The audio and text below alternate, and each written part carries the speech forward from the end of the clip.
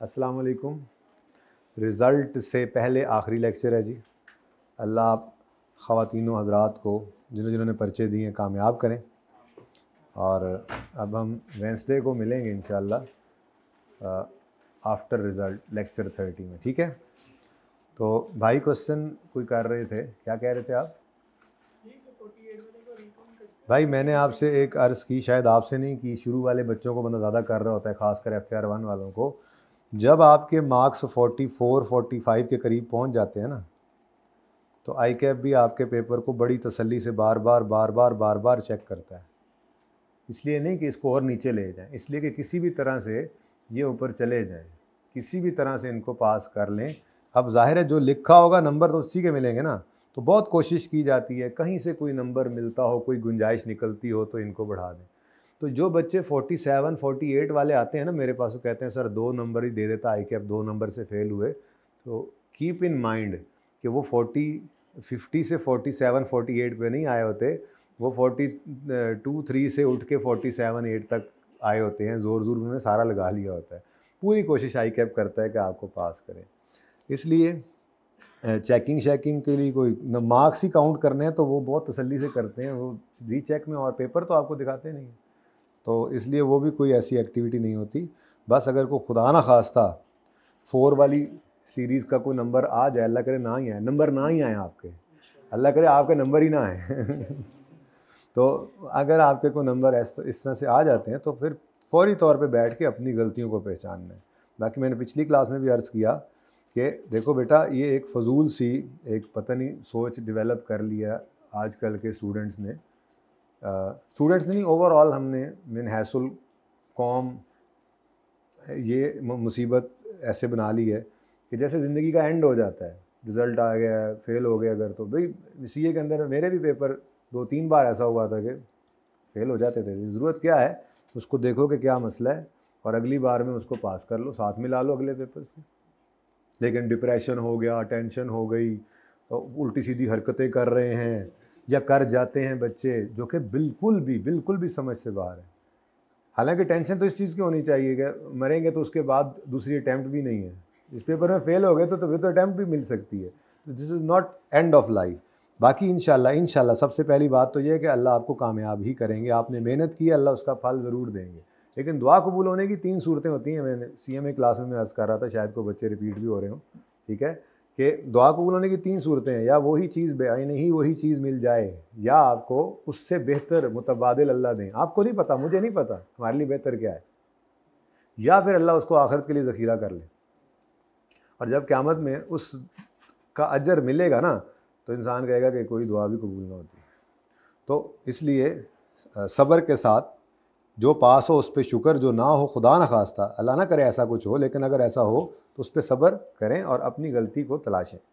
आई cap बिल्कुल इस जहन से नहीं पर्चे चेक करता बच्चों के, भाई मोबाइल वाले, कि आपको फेल करना चाहते हैं, वो पास करना ही चाहते हैं आपको। ये सिर्फ मिथ्स बनी हुई हैं, मेरे जैसे नलायकों ने बनाई हुई हैं, जिनसे अपने से कुछ होता नहीं है तो वो कहते हैं आई कैप पास नहीं करता, पर्चे फेंकते हैं, जो टेबल पे रुक गए वो पास, जो नीचे गिर गए वो फेल। ऐसा कोई कोटा है आई कैप? कोई कोटा नहीं है, नथिंग लाइक दिस, ठीक है। तो अपनी गलती तलाशनी है। अव्वल तो इंशाल्लाह मौका ही नहीं मिलेगा, अल्लाह आपको पास ही कर देंगे, ठीक है। 612 सफ़े पे तशरीफ़ लाएं जी। आज आइए 41 तो ख़त्म कर लेना। कल हमने बात शुरू की थी, चुप करो, 50 से नीचे हो जाएगा इंशाल्लाह, 50 से ऊपर टेंशन थी जी। बेटा ये तो एक मुअम्मा है मेरा बेटा। आर्टिकल्स के अंदर 19-20 पर्चे थे ना हमारे, इस अब 21 चल रहे हैं ना, ये कभी 19 कभी 21 कभी ये चेंज होते रहते हैं। दो को वो फ़र्क यही होता है, दो नू वखरा करता कभी दो नू, वो इस तरह से काम चल रहा होता है। तो मैं 19 पर्चे पास हो गए थे, मेरे आर्टिकल्स ख़त्म हुए थे तो एक पर्चा रह गया था, वो फिर आर्टिकल्स के बाद पास हुआ था। तो आर्टिकल्स के दौरान आपका क्वालिफाई हो जाना चाहिए, वो ऑन टाइम ही है, क्योंकि अल्टीमेटली आपने फ़ारिग तो आर्टिकल्स करके ही होना है, तो उसके दौरान आपका पास होना चाहिए। अब उसमें कब कब कहाँ कहाँ चोटें लगी, वो चोट मैं बताना मुनासिब समझता नहीं, वो इररेलेवेंट हो जाता है। चोट खा के वो चोट में ही रह जाते और आर्टिकल ख़त्म होते तो कैफ का कैफ ही यानी हमारा CA एंटर होता था, वही रह जाता, वो प्रॉब्लम था। तो पेपर दिए, 4 दिए, 2 हुए, 2 रह गए, कोई नहीं अगली बार 2 दे दिए, वो रह गए थे, 3 से पहले जा नहीं सकते थे मॉड्यूल एफ में, ये मेरे साथ हुआ। फिर वो 2 दिए, वो निकल गए, उसके बाद मॉड्यूल एफ के पेपर दिए, मतलब मॉड्यूल एफ के पेपर, वो 6-6 महीने बाद पेपर हो रहे होते हैं, जाहिर है, पहले 1.5 साल के बाद। मॉड्यूल एफ के पेपर दिए, उसमें पास हुए, 2 रह गए, फिर उसके बाद एंड पे दिए तो 1 फिर भी रह जाता है, हो जाता है, अगली बार चलता रहता है, खैर है। ड्यूरिंग आर्टिकल्स पास होना चाहिए। अब ये सारी बातें तुम रिकॉर्डिंग में, मैं कितना नलायक उस्ताद है। बड़े बड़े लायक लोग होते हैं यार, पहली अटेम्प्ट में पास करते हैं, लेकिन कोई ऐसा मसला नहीं है, पास हो जाओ ठीक है। जब भी कभी नहीं हुआ तो उसमें ना तो आईकेप का कसूर रहा, ना मेरी कोई कमज़ोरी थी। हड हरामी होती है, तवज्जो नहीं देनी, जो काम करना है जिस टाइम पे करना है उस टाइम पे नहीं करना, तो रिज़ल्ट तो फिर ऑपोजिट आएगा। बिल्कुल एवरेज आदमी मेहनती हो, कमिटेड हो, बिल्कुल अटैम्प्ट बगैर पास कर सकता है ना। रोले ही बड़े होने साड़ी दुनिया च हैं जी, फिरना भी है, टुरना भी है, सारे काम हैं जी। तो ये सारी चीज़ें हैं ही, ठीक है। तो अगर बंदा थोड़ा सा ऐसे करे तो बस उनका स्टाइपेंड बढ़ जाता है, रहते फॉर्म में ही है। नहीं, जब तक आर्टिकल्स पूरे नहीं होंगे आपको मेंबरशिप नहीं मिलेगी, ठीक है, मैंडेटरी है। बस आपके उस टाइम के अंदर आपका स्टाइपेंड ऐसे ऊपर चला जाता है, अच्छी अर्निंग होने लग जाती है, ठीक है। चले ना, अगर R1 रह गया खुदा ना खास्ता तो आप फिर R1 देंगे वापस जाकर,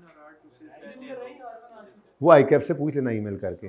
जी हमने कल बात की थी बेटा, मैंने वैसे भी आज 1-10 तक पढ़ाना है, प्लीज़, ठीक है, लिटरली अब पढ़ लें प्लीज़।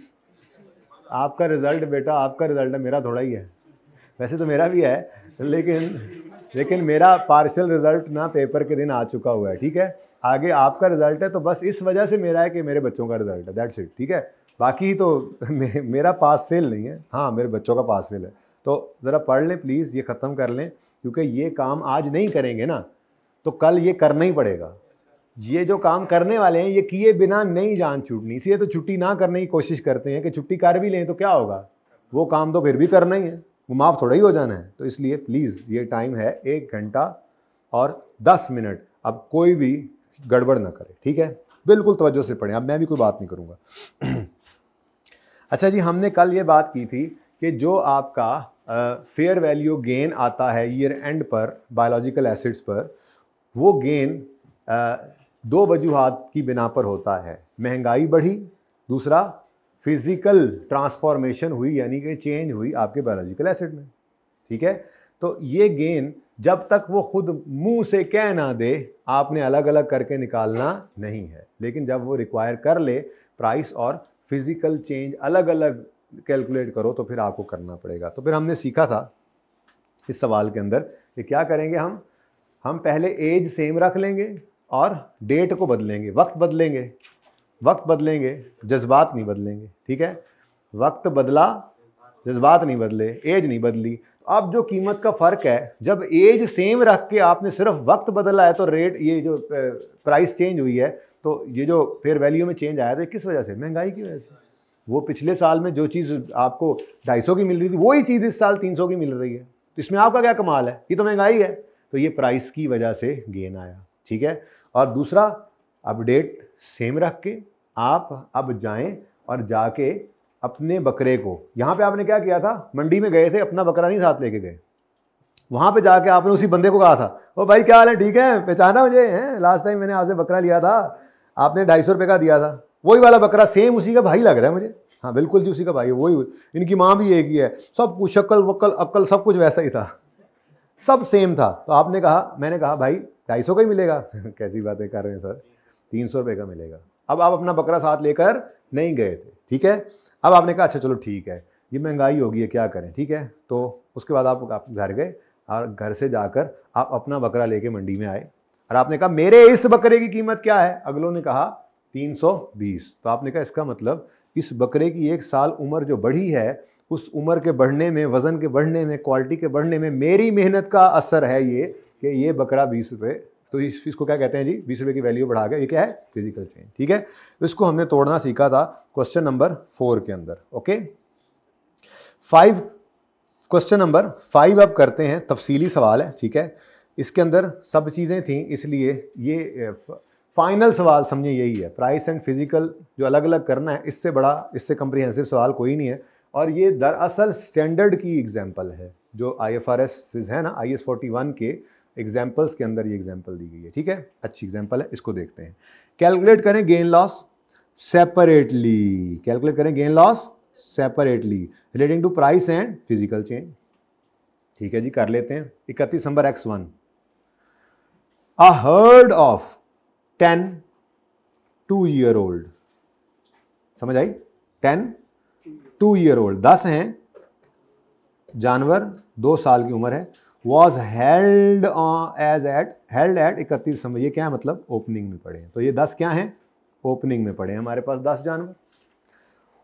1 एनिमल एज्ड 2.5 years, ये क्या है जी, वॉज परचेज्ड, ये क्या है जी, परचेज हो गया। काम वही है, बस मसला क्या है, पहले हमने जिसको सीखा था गेन इकट्ठा निकालना, वो अलग अलग करना है। ऑन 1 जुलाई X1, अच्छा ठीक है, ये खरीदा है फॉर 108 एंड 1 एनिमल, और इसी दिन एक नया एनिमल बॉर्न भी हुआ, तो ये क्या है, न्यू बॉर्न। तो एडिशन तो दोनों ही है, ये पढ़े थे, ये भी एडिशन है पैसे दे के, और ये भी एडिशन है मुफ्त में, ये गेन आते साथ ही गेन, और इसने आते साथ ही लॉस।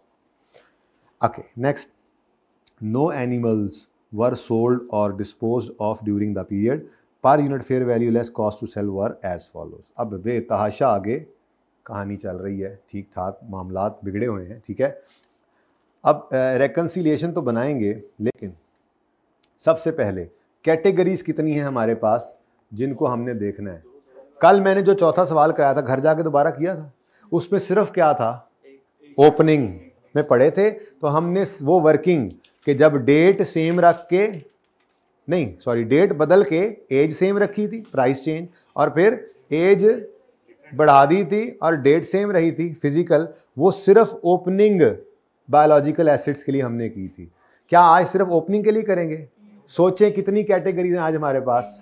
एक ओपनिंग है, इन 10 के बारे में जो ओपनिंग में पड़े हैं, दूसरा ये जो एक खरीदा, और तीसरा ये जो एक न्यूबॉर्न हुआ। तो इसका मतलब हमें वो वर्किंग जो हमने कल की थी आज करनी है 3 बार, ठीक है।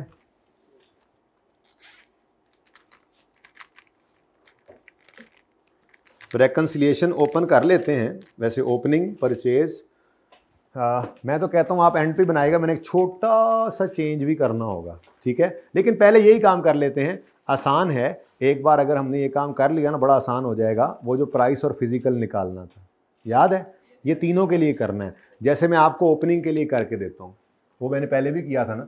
तो वर्किंग नंबर 1, ये किसके लिए मैं कर रहा हूँ जी, ओपनिंग के लिए, ठीक है। प्राइस और फिजिकल अलग अलग करना है, ओके। अब डेट, ओपनिंग डेट लिखो, डेट 1 जनवरी X1, ठीक है जी।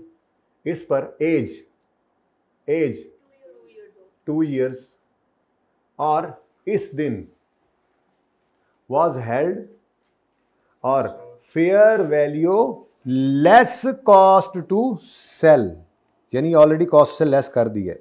क्या ये ठीक है? अगर मैं इसको हाईलाइट कर रहा हूं, इसके ऊपर रखा हुआ स्केल के, क्या मैं 1 जनवरी X1 पर 2 साल की उम्र वाले जानवर की fair value less cost to sell 100 लूं तो ठीक है?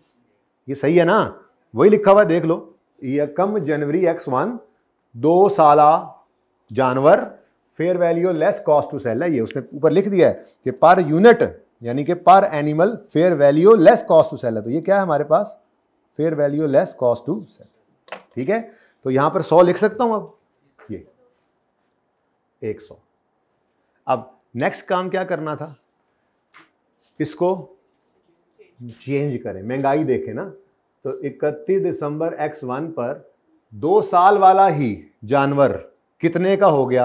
अब ये ढूंढते हैं कहीं से जाके, ये न्यू बॉर्न है, ये 2.5 साल वाला है, ये मुझे क्या चाहिए, 31 दिसंबर पर 2 साल वाला आ गया, नहीं न्यू बॉर्न है, ये 0.5 है, ये अब डेटा ज़्यादा था, समझ आई। तो 31 दिसंबर X1 2 साल लाइफ वाला एक जानवर 105 का हो गया। अब एज तो नहीं बदली, तो ये 5 रुपए क्यों आए? तो ये प्राइस चेंज है। मैं अभी आज प्राइस लिख रहा हूं, पर्चे में लिखने की जरूरत भी नहीं है, 5 ही लिख लेना सिर्फ, ठीक है ना, बस 5 लिख देना, आपको पता है ये प्राइस है, ठीक है। अगला काम आप क्या करें, डेट तो अब सेम ही रहेगी, पहले ही डेट यहाँ पे आ गई। अब अपने जानवर को घर से खोल के लाएंगे और कहेंगे ये जो अब 1 साल बढ़ा है जरा चेक तो करें कितनी बरकत पड़ी। अब मुझे 31 दिसंबर x1 पे 3 साल वाला चाहिए। ओ 120, मेहनतें हमने ज्यादा की हैं लगता है इधर, है ना, 120। तो ये क्या है 15। ये किस वजह से है? ये हमारी मेहनत की वजह से और अल्लाह के फजल से है। हमारी मेहनत सिर्फ अकेली काफ़ी नहीं होती, अल्लाह का फजल भी ज़रूरी होता है। तो दुआ करते रहें जी। बस अब वर्किंग के अंदर कर लेंगे। सिर्फ ओपनिंग की अगर बात करें, क्या ख्याल है, स्टेप बाय स्टेप ना चलूं? ओपनिंग, परचेज, न्यू बॉर्न, ये 3 लाइनें छोड़ दें। सिर्फ ओपनिंग लिख के ना नीचे 3 लाइनें छोड़कर, कल वाला सवाल, असल में पिक्चर मेरे पास नहीं है ना, कल वाले सवाल में क्या था, ओपनिंग लिखा था हमने, उसके बाद मैंने क्या हेडिंग दी थी, परचेज तो था ही नहीं, पीएनएल, पीएनएल के नीचे फिर लिखा था प्राइस फिजिकल, ठीक है। अब मैंने ओपनिंग लिख कर नीचे 3 लाइनें छोड़नी, मेरे पास और चीजें भी है ना, और प्राइस फिजिकल मैं इसका यहीं पे ही कर देता हूं, लेकिन आपने घर पे कॉन्टिन्यूटी में करना है, मेरा मशवरा है, मैं स्टेप बाय स्टेप ही कर रहा हूं, ओके। रिकंसिलिएशन हम बनाएंगे,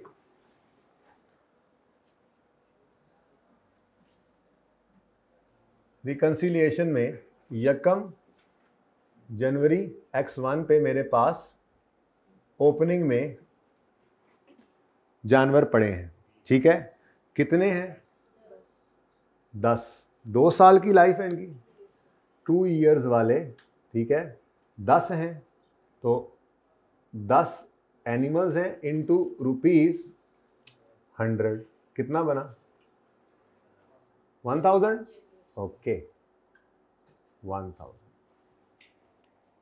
आपने, क्योंकि अगर साथ साथ नोट करना है, अगर रुक जाए तो बहुत अच्छी बात है, साथ साथ नोट अगर करना है तो आपने तकरीबन 3 लाइनें छोड़ देनी, ठीक है, ओके।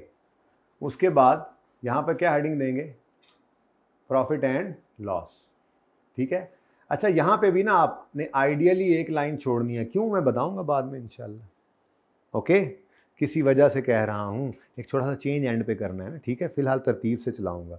अच्छा, ओपनिंग में आना है, उसके बाद 30 जून 2000 x1 पर यहां पे क्या आएगा, परचेज्ड 2.5 ईयर्स वाला, बाद में देखते हैं, वैल्यू लिख लेंगे, और साथ ही 30 जून 2000 पर न्यू बॉर्न, ऐसे ही करते थे ना हम, और ये इस दिन 0 ईयर्स का होगा।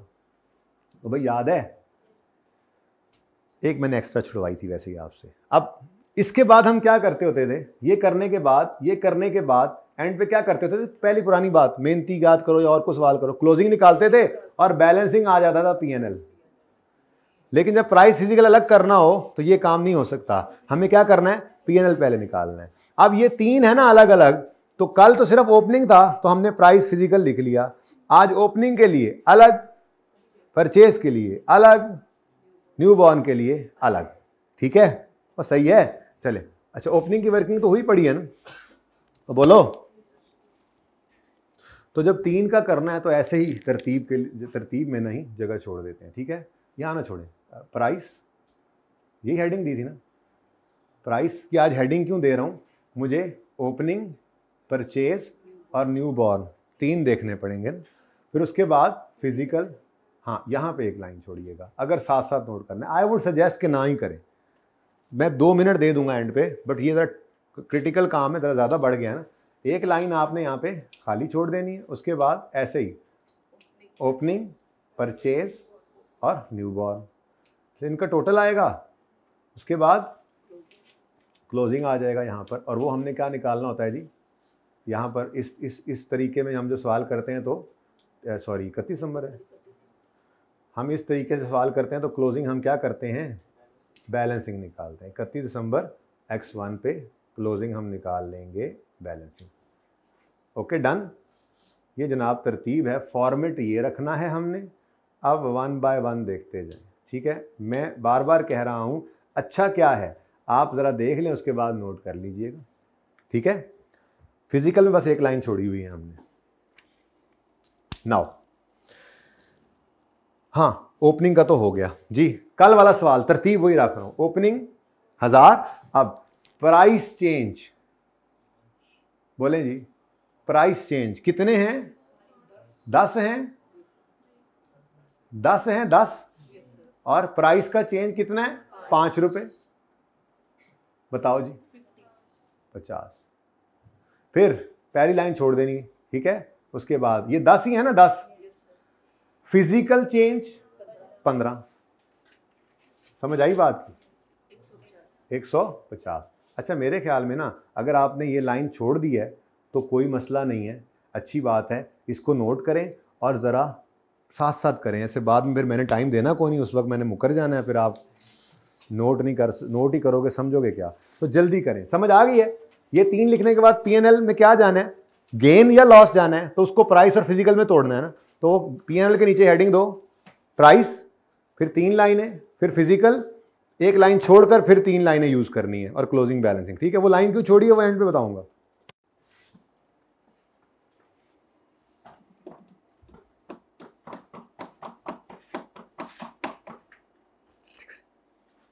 शेती करें, यू आर नॉट करिंग।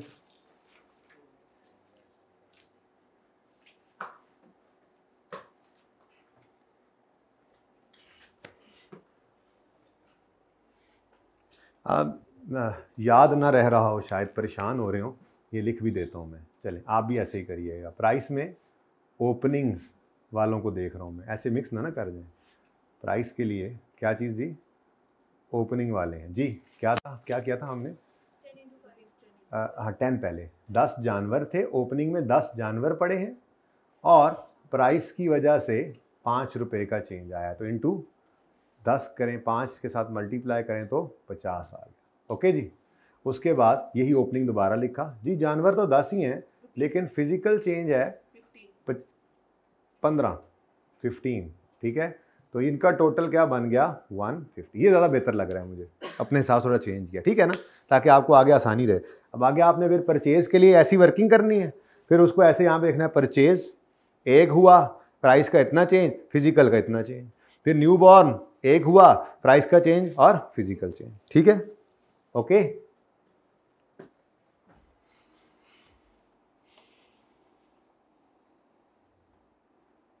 जल्दी करें,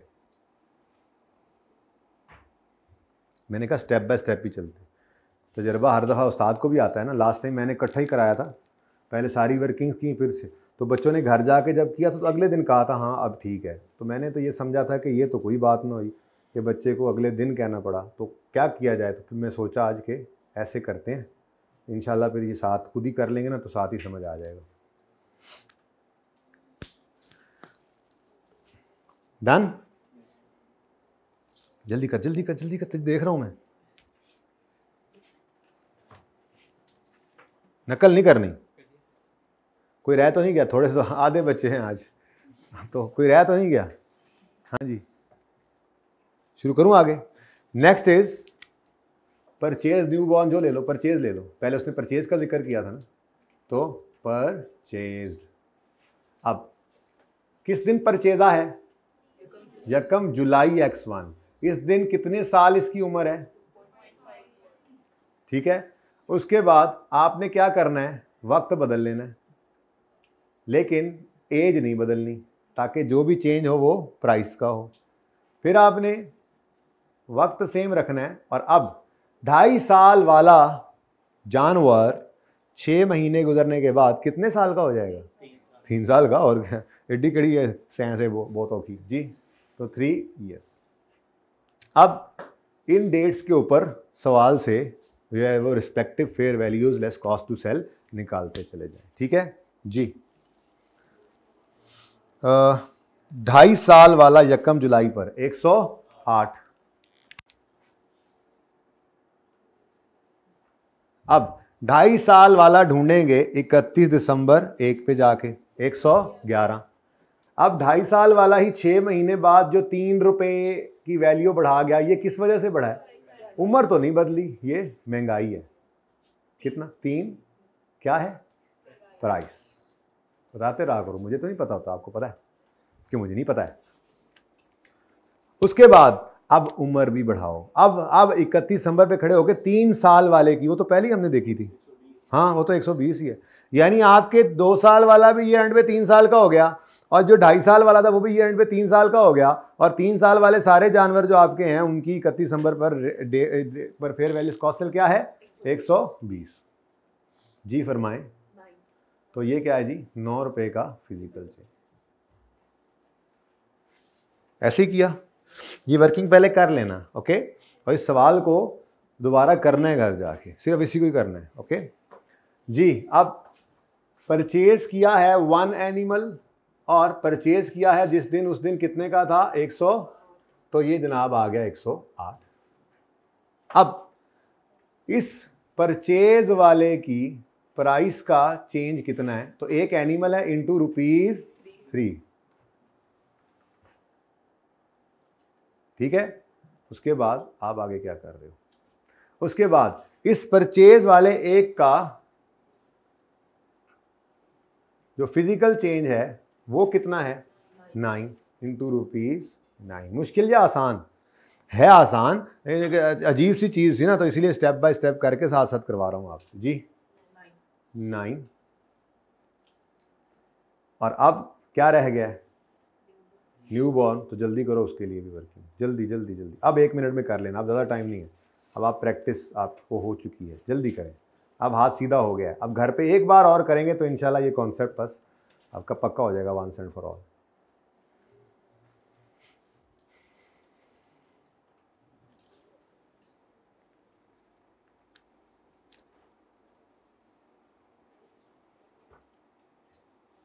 जल्दी करें। अब यहाँ से देख लें, अगर मसला हो तो ऑनलाइन वाले अपनी किताब पे इधर नज़र रखें, फिजिकल वाले सवाल देख सकते हैं यहाँ से भी, वैसे किताबें भी हैं।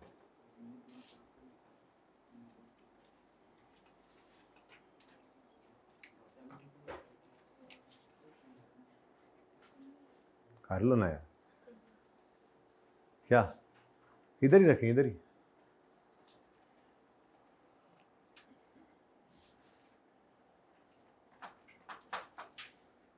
ये सवाल जल्दी से करें, अभी एक और सवाल भी कराना है,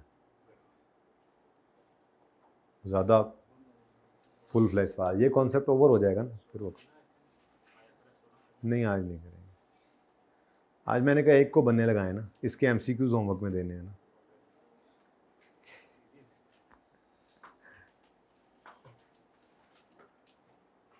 बिल्कुल इसको साइड पे लगा दें, ताकि फिर आते साथ ही पहला दिन IFRS 16 की द मोस्ट इम्पॉर्टेंट थ्योरी। बच्चे कम हो गए ना, तो अब मैसेज में यही कहा और कह रहा हूँ बच्चों को कि मेहरबानी करके वेंसडे को जो घरों में लेक्चर सुनेंगे, वेंसडे को लाजमी इधर अवेलेबल होइएगा, क्योंकि वेंसडे को मेरा नहीं ख्याल कि मैं जब IS 41 ख़त्म हो गया तो सिर्फ IFRS 16 को लेके चलूँ, तो मैं 20 से 25 मिनट निकाल कर IS 21 की बुनियाद डाल दूँगा।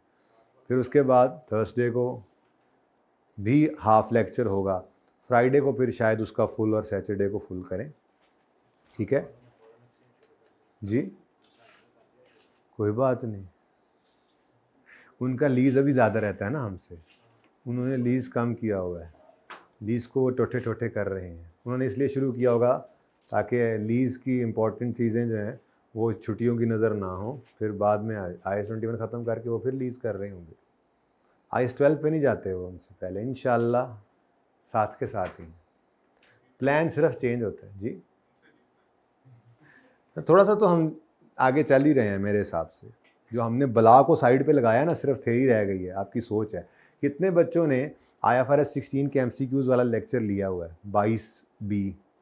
22B किस किसने नहीं लिया हुआ? मेरे हाथ देख लो, आज ही जाके लो।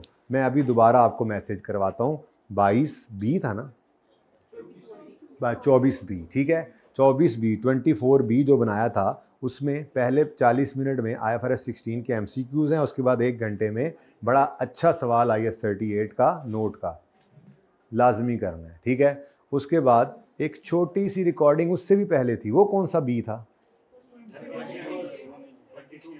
वो 22B था।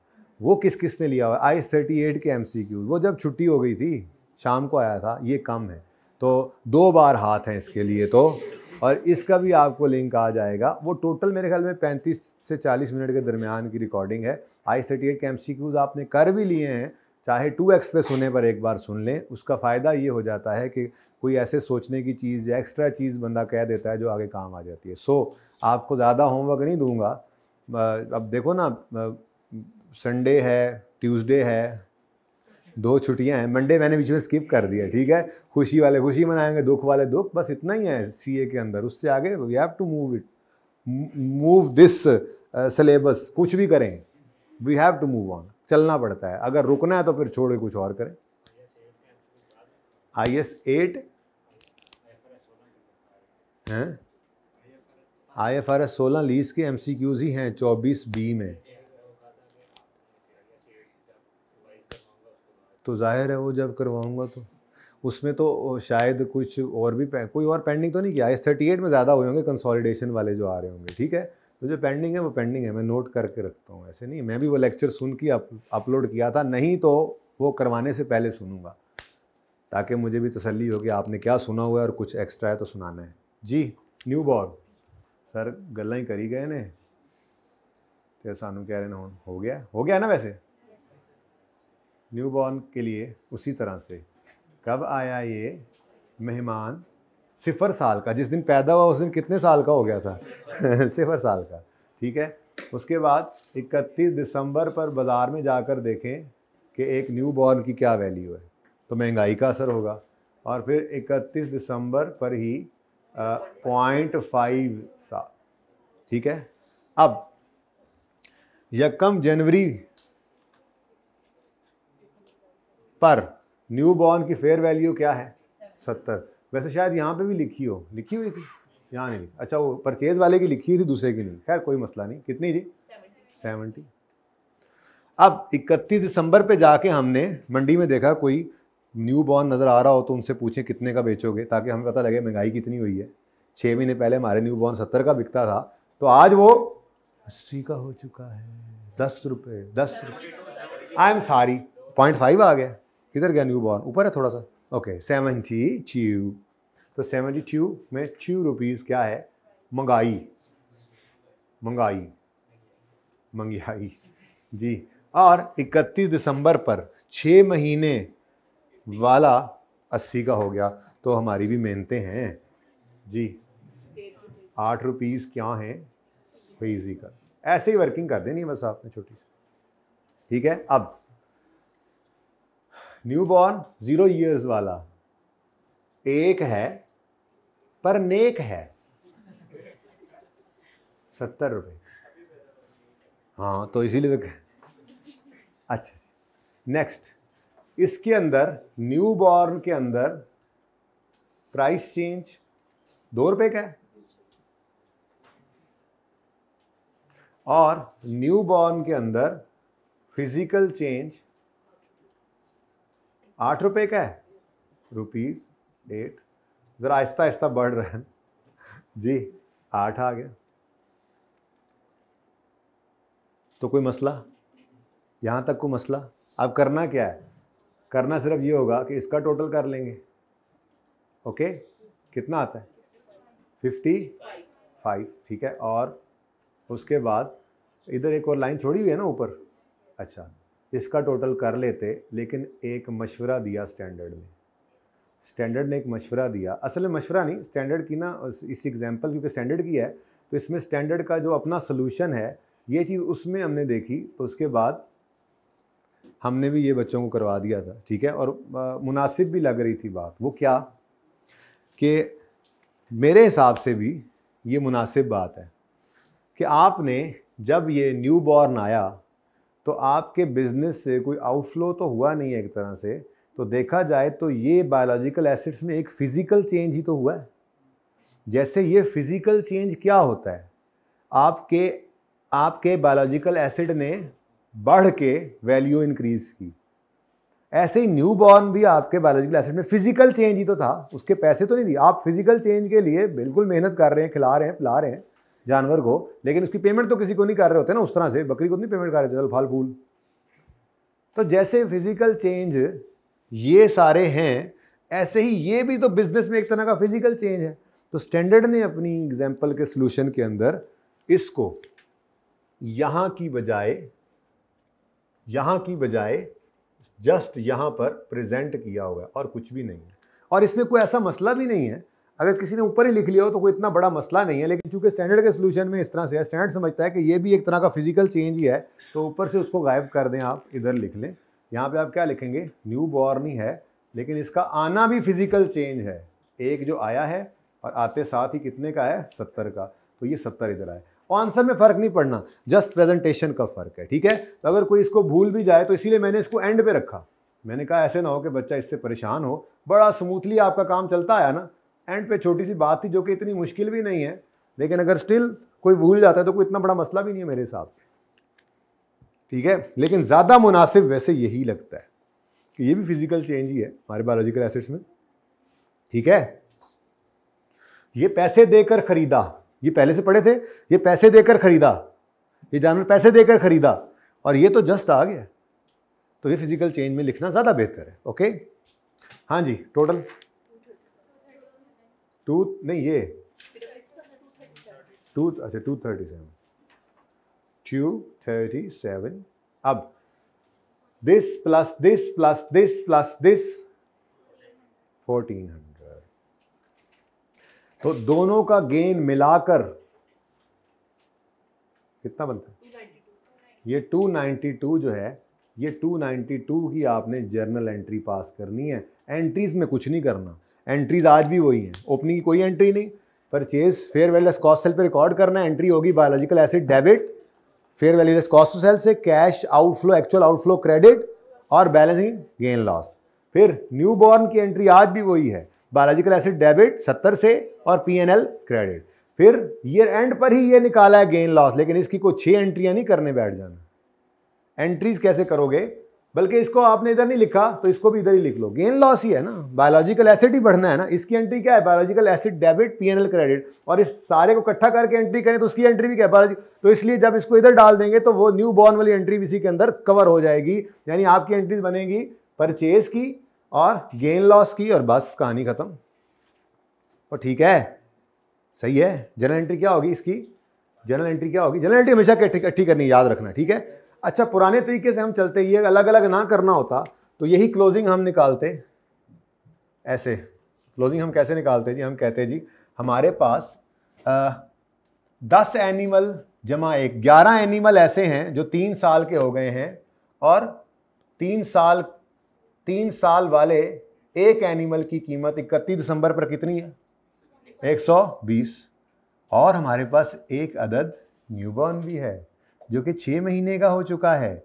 अब ये 3 साल वाले हो चुके ना, और ये 1 जो है ये क्या है, ये 0.5 ईयर्स वाला, 6 मंथ वाला, इसकी कीमत क्या है, तुस्सी। आंसर बताओ टोटल एक ही बार, इससे अलावा हो ही नहीं सकता था। ये पुराना तरीका था, ये पहले निकालते थे और हम यूं करते होते थे, ओपनिंग पहले से ही गिवन था, नहीं गिवन नहीं था, चलो निकाल लो कोई बात नहीं। ओपनिंग 10 एनिमल थे और हर एक 1 जनवरी पर था 100 का, तो कितना है जी, 1000। उसके बाद हमने परचेज किया एक एनिमल, कितने का, 108 का, 108 ही था ना, ये कितना बन गया, 108। एक नवा भारू आया, नवा मेहमान आया, तो न्यू बॉर्न भी एक था, और जिस दिन पैदा हो उसी दिन 70 रुपए का था, ये 70। और बैलेंसिंग फिगर गेन लॉस निकाला करते थे, याद है, बताओ जी क्या है बैलेंसिंग। मैं पहले ही लिख रहा हूं, आप बेशक निकालते रहें, इसके अलावा हो ही नहीं सकता, जस्ट निकालें, फिर भी हो सकता है गड़बड़ होगी, मैं देख लूंगा फिर। हैं, गड़बड़ क्यों हुई फिर, देखो कहां पे गलती की हैं, कहां 2 दफा लिखा है, नहीं नहीं नहीं नहीं नहीं नहीं नहीं, देखें ये मैंने यहां से काट दिया है,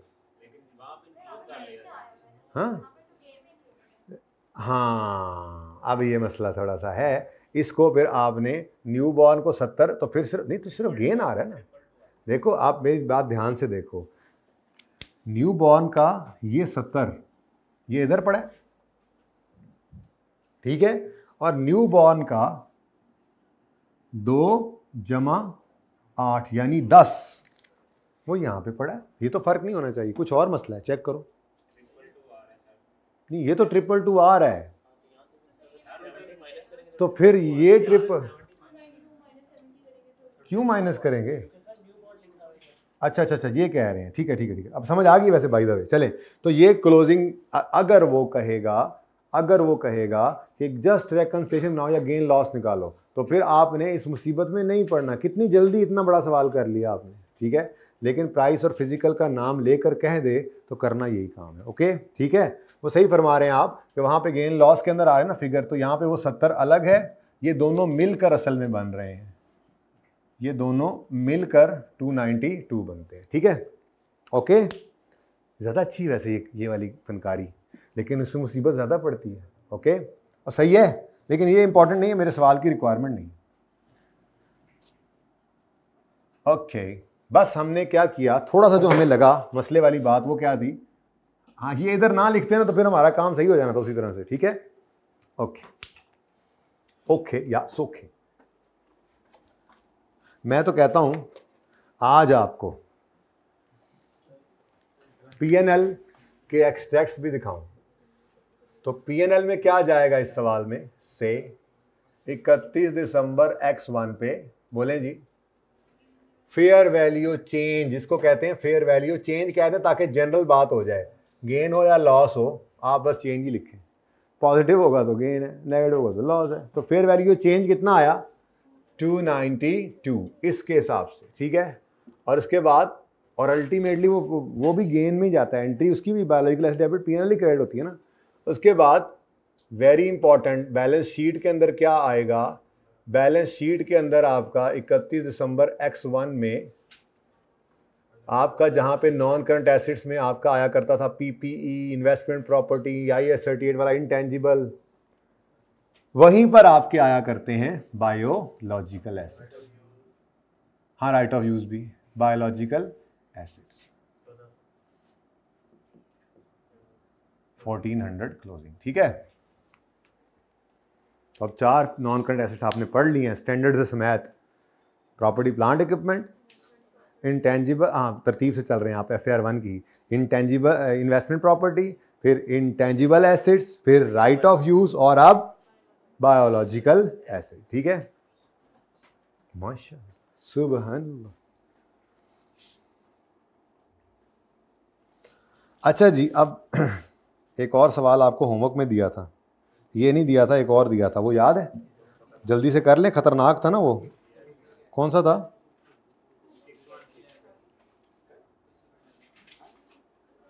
हाँ ज़बरदस्त सवाल था ये, इसकी एंट्रीज रिक्वायर्ड थी, चलो पहले मैं वही कर एंट्रीज यहीं कर लेता हूँ ना, तो वहाँ पे एक्सट्रैक्ट्स वगैरह बना लेंगे, बल्कि एक्सट्रैक्ट्स भी यहीं पे बनाते हैं ताकि कल को डिस्क्लोजर्स में काम आ जाए, डिस्क्लोजर्स तो पढ़ेंगे ना फिर किसी वक्त, ठीक है। लेकिन उससे पहले मेरा दिल है, कोई दिल नहीं है, यही पढ़ो, करते हैं जल्दी से। Prepare statement of comprehensive income, statement of financial position, reconciliation, ये वही जो हम वर्किंग करते हैं एंड पर। रेकंसिलिएशन इसीलिए लिखना शुरू कर दिया था 2 दिन पहले से ही, ताकि वो रिक्वायरमेंट कभी मांग ले तो पता हो रेकंसिलिएशन क्या है, ओपनिंग से क्लोजिंग तक का सफ़र, जिसके अंदर क्या क्या चेंजेस हो सकती हैं, परचेज कर जाते हैं, कोई न्यू बॉर्न आ जाता है, कोई फेयर वैल्यू गेन चेंज आ जाता है, और क्लोजिंग तक। तो ये रेकंसिलिएशन है, वो हम वर्किंग ही कर रहे थे। तो 1-2 दिन पहले दिन वर्किंग लिखा था, फिर मैंने रेकंसिलिएशन लिखना शुरू कर दिया था, ठीक है। आज भी देख लो वही लिखा हुआ है, कल भी यही लिखा था, ठीक है। लेकिन फिलहाल मैं आपको एंट्रीज करवाता हूँ क्योंकि डिफरेंट सवाल है, यानी डिफरेंट नहीं मतलब नई चीज़ें हैं। आपने चारा भी ख़रीदा है, उसमें से कुछ बचा हुआ भी है, आपने प्रोड्यूस भी बनाई है, आपने एसिड ख़रीदा भी और बेचा भी है, कुछ ज़रा अच्छे लेवल का सवाल था, चीज़ें ज़्यादा थी, ठीक है। अच्छा, अब तो फिलहाल सबसे पहले जनरल एंट्रीज कर रहे हैं। Khalish dairy limited is operating a dairy farm, it owns biological assets consisting of 40 buffaloes, which buffaloes होता है ना, अच्छा बफलोज होता है, which produce milk and Katas being raised to नहीं calves being raised to produce milk in future। कटा तो गोश्त के भाव बिकता है, ये कटियाँ होंगी, following is the trial balance at यकम जुलाई 16, ये ओपनिंग ट्रायल है, ठीक है। तो भाई ओपनिंग की तो कोई जर्नल एंट्री नहीं होती। असल में ना उसने हमसे कहा है बैलेंस शीट बनाओ, तो थोड़ा सा हमें ये देखना पड़ेगा, डेटा मुकम्मल होगा, जिस चीज़ में चेंज है तो ओपनिंग गिवन होगा, during the year plus minus debit credit करके क्लोजिंग निकालना पड़ेगा। लेकिन वो सब कुछ प्लस माइनस पहले एंट्रीज में करेंगे तो समझ आ जाएगा, तो फिर करना मुश्किल नहीं है, ठीक है। बहरहाल इनके पास डेयरी लाइव स्टॉक पड़ा है, मेच्योर भी इमेच्योर भी इकट्ठा रखा हुआ है इन्होंने। डेयरी लाइव स्टॉक मतलब दूध देने वाले जानवर, फिर पीपीई भी है, फिर कैश एंड बैंक भी है, ओपनिंग गिवन है, गुड। फिर शेयर कैपिटल है, फिर रिटेन्ड अर्निंग्स है, okay. Following transactions occur during the year 30 जून 2017। अब इन ट्रांजैक्शंस का ये ऐसे जैसे वो इंट्रो में नहीं सवाल हुआ करते थे बेसिक्स के अंदर, ओपनिंग बैलेंसेस गिवन है 2-4 और नीचे ट्रांजैक्शन, वैसे ही सवाल है। लेकिन ये स्टैंडर्ड ही ऐसा ही है ना आपके लिए, आप इस स्टैंडर्ड में ऐसे ही है जैसे आपका इंट्रो चल रहा है जी। अकाउंटिंग में ज़िंदगी में कभी ऐसी बात तो आपने सोची भी नहीं होगी, शुरू में आए होंगे कि इन जानदारों के ऊपर भी कोई स्टैंडर्ड होगा हमारी अकाउंटिंग में, बट है। फॉलोइंग और अब ये बहुत इंपॉर्टेंट होता चला जा रहा है, इसका इस्तेमाल बढ़ता चला जा रहा है, क्योंकि लोगों का, आवाम का, इंडस्ट्री, बड़े बड़े जाइंट्स का, ऑर्गेनाइजेशंस का रुख इस तरफ होने शुरू हो गया है, ठीक है। तो इसको सीख लेना अच्छा है। आप हो सकता है इसी जैसी किसी कंपनी के अंदर बैठे हों जो, अच्छा मसला ये है ना कि सिर्फ IAS 41 तो नहीं ना है, प्रॉपर्टी प्लांट इक्विपमेंट तो इनका भी होता है, तो IAS 16 भी आपने पढ़ना है। लीज पे तो ये भी एसेट्स लेते हैं आप, अगर गाय भैंस नहीं भी लीज पे मिलती है आपके मुल्क में, लेकिन बाकी चीज़ें तो उस बिजनेस में मिल ही रही है ना लीज पे। IFRS 16 भी होगा, IFRS 8 भी होगा, जो मैंने फाइनेंशियल स्टेटमेंट्स रखी हुई हैं आपके लिए। काकूजी PLC नाम है उसका, कीनिया की कंपनी जिसने IAS 41 एग्रीकल्चर लगाया हुआ है, तो उन्होंने उसमें बाकी सारे स्टैंडर्ड लगाए हैं। उनकी सेगमेंट रिपोर्टिंग की ज़रूरत थी, उन्होंने सेगमेंट रिपोर्टिंग की हुई है IFRS 8। तो सारे स्टैंडर्ड भी आपने पढ़ने हैं, लेकिन ये भी पढ़ना है फार्म जो आपका होगा ना, जो मेन काम है, वो मेन काम तो आपका इसी स्टैंडर्ड के तहत चल रहा होगा, ठीक है। तो चलिए जी एंट्रीज करते हैं। The company produced 47,450 litres of milk with fair value of 70 per litre. The cost to sell was, अच्छा ये टोटल दे दी उसने, ठीक है। तो इसका मतलब फेयर वैल्यू टोटल निकाल के उसमें से टोटल ही माइनस कर देंगे, ठीक है। ना को पागल इतना पहले इनू पर लीटर कर लेने हैं, फिर पर लीटर ऐड कर लेने हैं, फिर टोटल उदो कर लेने हैं, नहीं ज़्यादा आसान नहीं है ये, ठीक है। अच्छा चलो ये एंट्री कर लें पहले। अब वैसे तो आपका दिल बड़ा करता है कि आप स्किप कर लें, आपका बड़ा दिल अब करने लगे कि हम डायरेक्ट एंट्री किया करें, इन्वेंट्री डेबिट P&L क्रेडिट, लेकिन मेरी ये सजेशन है कि आप ऐसे ना किया करें, आप 2 एंट्रीज किया करें। यही तो कॉन्सेप्ट है स्टैंडर्ड का, जो बारीक सा कॉन्सेप्ट फंसा देता है, ठीक है। तो सबसे पहली एंट्री पार्ट, लोगों ने पहले ए करना होता है, ऐसी D पहले कर रहे हैं। तो आप पर्चे में तरतीब बदल सकते हैं क्वेश्चन की, वो मसला नहीं है, ठीक है। पर्चे में भी ऐसा कर सकते हैं। जर्नल एंट्रीज करते हैं, journal entries.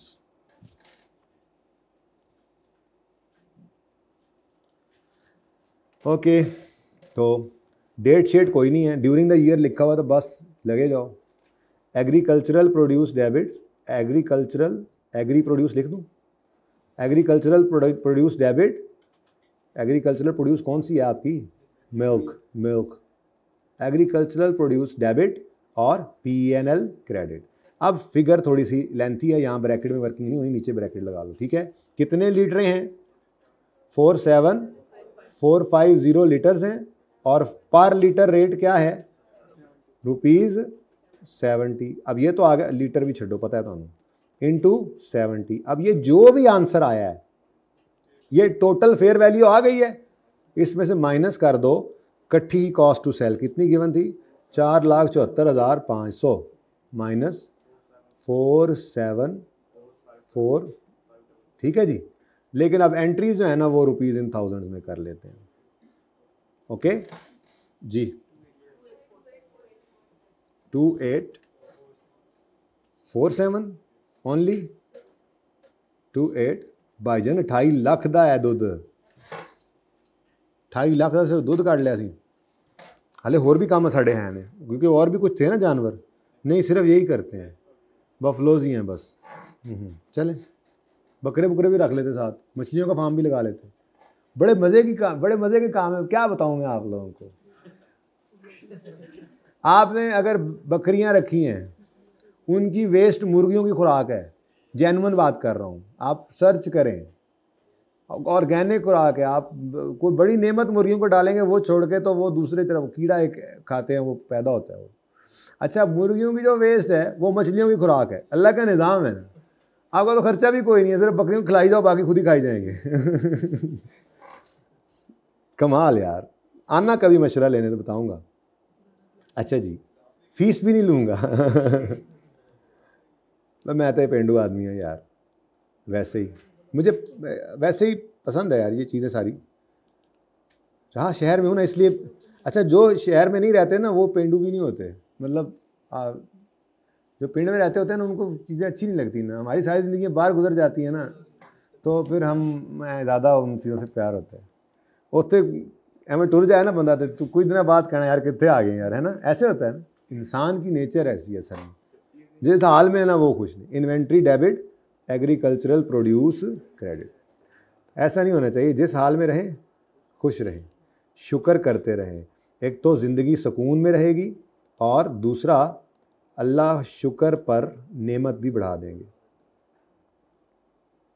Agree produce milk जी, क्रेडिट एज इट इज़ उठाकर, तो ये आप अवॉइड कर सकते थे, लेकिन आई वुड सजेस्ट कि आप कभी भी अवॉइड ना कीजिएगा इसको, ठीक है। ये एग्री प्रोड्यूस आप ना लिखें, लेकिन कॉन्सेप्ट फिर आपका नहीं रहेगा, वो मारा जाएगा। आगे बढ़ें जी। 1 गया, 2 गया। As the milk is produced was नहीं, हाँ, as the milk is produced it was sold for cash after incurring cost to sell. अब कितने का बेचा भाई? यही फेयर वैल्यू, इसी पे बिकना था। कॉस्ट टू सेल कितनी है? ओह अच्छा, मतलब ये बिक गया। तो फिर आपने 2 एंट्रीज करनी है, आप कैश डेबिट, सेल्स क्रेडिट। अब दोबारा क्यों गेन बुक करना? गेन तो होता है sale less cost of sale ना, तो सेल भी इतनी, कॉस्ट ऑफ सेल भी इतनी। कॉस्ट ऑफ सेल डेबिट, ये इन्वेंट्री किसकी थी? मिल्क की। फ्रिज से निकालो और बेच दो भाई। 70 रुपये किलो गोश्त नहीं है, दूध, बल्कि दूध भी अब तो पता नहीं कहाँ पहुँच गया है। चलो मैं अपने सवाल की बात, 70 रुपये किलो अगर दूध है तो 70 रुपये किलो ही बेचना है ना। तो वो सारा गेन आप, क्योंकि 0 रुपया खर्च हुआ, बाकी खर्चे तो चल रहे होते हैं, लेकिन वो दूध बनाया नहीं आपने, वो अल्लाह ने बनाया, वो अल्लाह के खजानों से आया। अब तजर्बे के तौर पे गाय भैंस को दूध निकालने से पहले उसका वज़न कर लो, और दूध निकाल के 10 किलो 12 किलो 15 किलो बड़े बड़े ज़्यादा दूध देने वाली होती हैं जानवर होते हैं, फिर वज़न कर लो, कोई फ़र्क नहीं पड़ेगा। मैं वैसे कह रहा हूँ, अल्लाह के खजानों से आता है, ऐसा निज़ाम है अल्लाह का। तो cost of sale debit, inventory credit जी। कहते होंगे यार ये क्या करता रहता है बातें, हम तो सीए करने आए थे, ये हमें गुजर बनाने पे तुला हुआ। और पढ़ा लिखा गुजर भी बहुत कमाल होता है, ऐसे ऐसे काम करता है। बाकी तो नफ़ा नुकसान अल्लाह के हाथ में होता है जी बेटा। अब देखो, एक बार आपने ऑलरेडी ये पीएनएल में गेन रिकॉर्ड कर लिया, उसके बाद तो कुछ भी नहीं है, लेकिन चीज़ें सारी प्रेजेंट करनी पड़ेंगी। आपको सेल भी लिखनी पड़ेगी, कॉस्ट ऑफ सेल भी लिखनी पड़ेगी, पर वहाँ से तो नेट ज़ीरो हो गया है। तो पीएनएल में कहाँ पे गेन आएगा? उसी सेल के नीचे एक जुमला लिखा, 2 लिखे थे बल्कि, मैंने लिखा था सेल्स, उसके बाद लिखा था जिसने एक्सट्रैक्ट बनाए थे, क्या लिखा था? सेल के बाद क्या लिखा था? एग्रीकल्चर प्रोड्यूस, मैंने लिखा था फेयर वैल्यू गेन लिखा था ऑन एग्रीकल्चरल प्रोड्यूस, और तीसरा लिखा था fair value gain due to change, या वो गेन लॉस जो ईयर एंड पे निकालते हैं। तो ये 3 चीज़ें गेन में आ रही होती, सेल भी होगी, गेन भी होगा। सेल को कैंसिल कर देगी नीचे से कॉस्ट ऑफ सेल, तो वो गेन आपका प्रॉफिट में चला जाएगा। ऐसे हुआ था 2-3 दिन पे, 2 दिन कल या परसों ये एक्सट्रैक्ट्स बनाए थे। अच्छा जी, विक गया जी, विक गया जी। ओके ओके, नया लाइफ स्टॉक खरीदा, कुछ भैंसें और खरीद लाए, 41,000 इन कैश। हाँ जी, एंट्री वेरी सिंपल, सीधा सीधा सवाल है। असल में इसने ज़्यादा डेटा में नहीं घुमाया, ज़्यादा ये एंट्री सिखाने की तरफ गया इसमें ना। तो बायोलॉजिकल एसिड डेबिट और कैश क्रेडिट। BA क्या है जी? बैचलर इन आर्ट्स नहीं, हमारे इस स्टैंडर्ड में BA क्या है? बायोलॉजिकल एसिड जी। 41 ओनली, क्योंकि 1000 में कर रहे हैं ना सवाल। ओके, अच्छा जी, नेक्स्ट है देखो ना, अगर आपकी 11 लाख 1000 में ही होगा ना, ये भी ऊपर लिखा नहीं हुआ, लिखा हुआ है, ये साइड पे चला गया। तो 11 लाख 11.5 लाख की अगर टोटल भैंसें खड़ी हैं, तो 41,000 की तो फिर आपने कोई छोटा सा कोई हमें जानवर ही लिया होगा, आजकल तो बहुत महंगी होगी। अच्छा, कटाकटी। On 2 July livestock was sold for 2 lakh in cash. अच्छा, अब इसने थोड़ा सा मसला किया, ये प्रॉपर नहीं था, ठीक है, 2 लाख इन। अब डिस्पोजल की एंट्री क्या होती थी, अक्यूमुलेटेड डेप्रीसिएशन डेबिट, वो तो इसका होगा नहीं अनलेस कि ये लामा है। और लामे के किसी ने क्वेश्चन किया था तो मैंने उसको ट्रीटमेंट करके भी दिखाया था, अक्यूमुलेशन डेबिट कर देना, कैश क्रेडिट कर देना, एसेट क्रेडिट कर देना, और अगर कोई पैसे आए हैं पीपीई की तरह से तो हलाल कर लिया है, गोश्त बेच लिया है तो ठीक है, और अगर हराम ही हो गया है तो फिर तो कुछ नहीं, फेंकना ही है, तो सिफर कैश, सारा लॉस। लेकिन वो तो तब है जब कॉस्ट मॉडल पे कॉस्ट पर पड़ा हो, जो कि नहीं इजाज़त देता ये स्टैंडर्ड। ये कहता है भाई प्रिजम्पशन तो यही है कि फेयर वैल्यू होती है बायोलॉजिकल, इसलिए आप वही रूल रखें जहन में कि डिस्पोजल की एंट्री क्या होगी, एक्यूमुलेशन नहीं होती। अगर कॉस्ट पे वाला आ जाए तो लिख लेना, वो तो पीपीई जो है उसका तो पता है। बायोलॉजिकल एसेट जो है ना, बायोलॉजिकल एसेट में एक्यूमुलेशन नहीं होती, ठीक है। तो एंट्री क्या बनी, कैश डेबिट और बायोलॉजिकल एसेट क्रेडिट। अब ये अगर ये 100 वाला बायोलॉजिकल एसेट आज आपका 120 का बिका है तो मतलब आपको 20 रुपये का गेन आ गया, और अगर ये 100 वाला 100 का ही बिका है तो कोई गेन नहीं, 100 वाला 90 का बिका है तो लॉस आ गया। इंशाल्लाह देखते हैं पार्ट 2 के अंदर।